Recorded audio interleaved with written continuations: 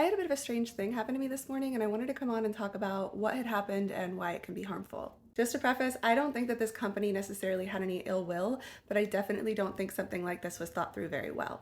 I got a notification today that I have been tagged in this post, and I'll show you guys what it looks like. You can pause to read it. Basically, they claim that my gown was perfectly preserved. When I found it, I said it was in great condition, but I did have to do quite a bit of work to it. Then they used my work as a prime example why they think people should pay them money to preserve their wedding gowns with their company. Now, mind you, I was never contacted by this company, nor did I authorize for them to use my work. After searching their websites, it seems like wedding dress preservation wasn't even one of their specialties, so I couldn't even look up the processes that they used to preserve their gowns. Ultimately, I left a comment just in case anyone saw it so that they would know I didn't authorize this. But as you can see, that could definitely lead to some confusion because I have not been a big supporter of wedding dress preservation boxes since I started working with vintage gowns. I've just run into too many horror stories and I've seen too many things poorly done just for people to make a buck to be able to be a supporter, especially without being able to see what processes they use. So now it comes down to how should you store your wedding dress?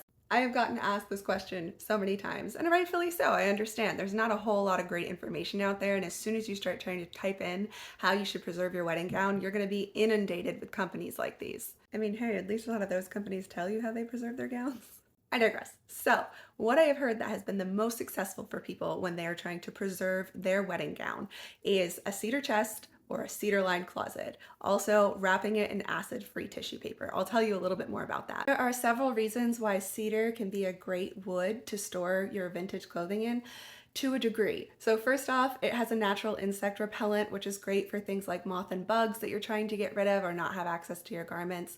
Second, it's really good at keeping the area moisture free, but it also allows for some breathability, so it's not airtight.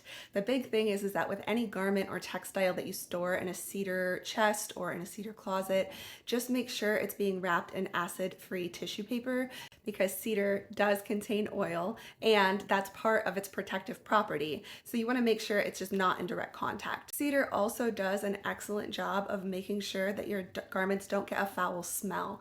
Cedar has a really pleasant natural aroma and it absorbs any of those negative smells. You could put something that smells more like a smoking coat in a cedar closet and eventually, if you're lucky, it'll pull that scent out over time. Another big component though about all of this that can really change the course of everything is the type of fabric you're working with. If you have a vintage gown and it's polyester, it's like a satin polyester, you're basically working with plastic. So try to think of what you would do to preserve plastic. It's probably going to stick together if it's in a hot environment. The sheen will be impacted if there's a lot of pressure on it. If you're working with silk, it's a natural fiber or most other natural fibers. It needs to be able to breathe. It needs to be away from moisture and humidity. It needs to be able to have a little bit of a freedom of movement.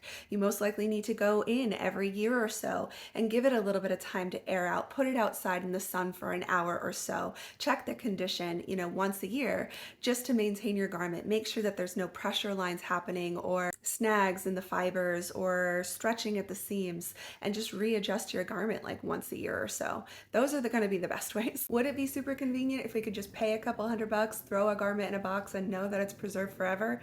Yeah, and that's how they make their money. In my opinion, companies like this are really just selling a false sense of security, as if you can pay a couple $100 and have your wedding gown perfectly restored for decades to come.